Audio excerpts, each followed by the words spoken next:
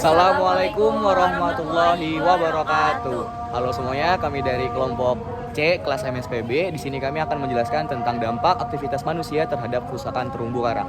Selamat menyaksikan.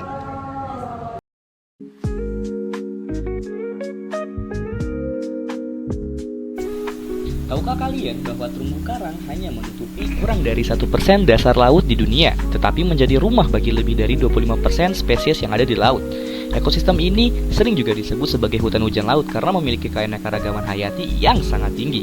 Terumbu karang menyediakan tempat berlindung, tempat mencari makan, dan berkembang biak bagi berbagai organisme yang ada di laut. Selain itu, terumbu karang juga melindungi garis pantai dari abrasi dan gelombang besar. Namun sayangnya, aktivitas manusia telah menjadi salah satu penyebab utama kerusakan terumbu karang di berbagai wilayah yang ada di dunia.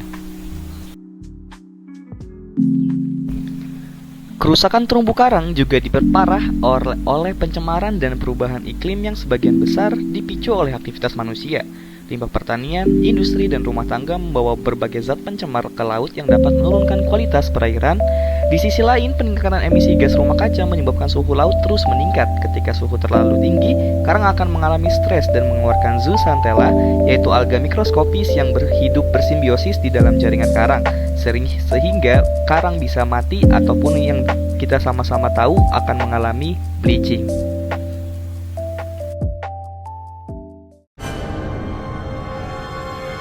Terumbu karang menghadapi banyak permasalahan. Kerusakan terumbu karang di dunia terus meningkat yang disebabkan oleh beberapa faktor, yaitu peningkatan suhu, pembuangan limbah ke laut, sampah, polusi, serta penangkapan ikan dengan cara yang tidak lazim, yaitu bom dan racun. Di sisi lain, peningkatan emisi gas rumah kaca menyebabkan suhu laut terus meningkat. Ketika suhu terlalu tinggi, karang akan mengalami stres dan mengeluarkan zooxanthella, yaitu alga mikroskopis yang hidup bersimbiosis di dalam jaringan karang. Peristiwa ini dikenal dengan coral bleaching atau pemutihan karang. Jika kondisi tersebut berlangsung lama, karang dapat mati dan kehilangan fungsinya sebagai habitat berbagai organisme laut. Dampak kerusakan terumbu karang tidak hanya dirasakan oleh organisme laut, tetapi juga oleh manusia. Hilangnya habitat menyebabkan penurunan keanekaragaman hayati dan berkurangnya populasi ikan yang bergantung pada terumbu karang. Akibatnya, hasil tangkapan nelayan dapat menurun dan mengancam ketahanan pangan masyarakat pesisir. Selain itu, terumbu karang yang rusak tidak lagi mampu meredam energi gelombang secara optimal, sehingga risiko abrasi pantai menjadi lebih tinggi.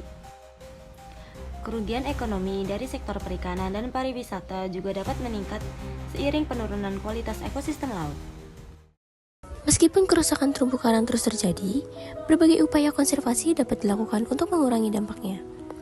Penggunaan alat tangkap ramah lingkungan, pengawasan kawasan konservasi, dan rehabilitasi melalui transplantasi karang merupakan beberapa langkah yang telah dilakukan di berbagai daerah.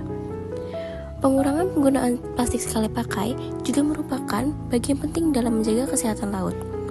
Berbagai organisasi dan komunitas di dunia saat ini aktif melakukan pembersihan sampah laut dan juga edukasi masyarakat untuk mengurangi masuknya sampah ke perairan.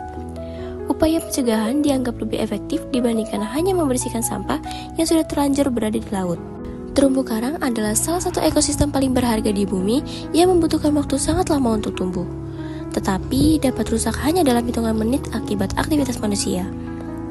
Melindungi terumbu karang bukan hanya tentang menjaga keindahan bawah laut, tetapi juga menjaga sumber kehidupan jutaan manusia yang bergantung pada laut. Melalui perubahan perilaku, pengelolaan sumber daya yang berkelanjutan, dan juga kepedulian terhadap lingkungan, kita dapat membantu menjaga kelestarian terumbu karang untuk generasi mendatang. Karena masa depan laut berada di tangan kita semua.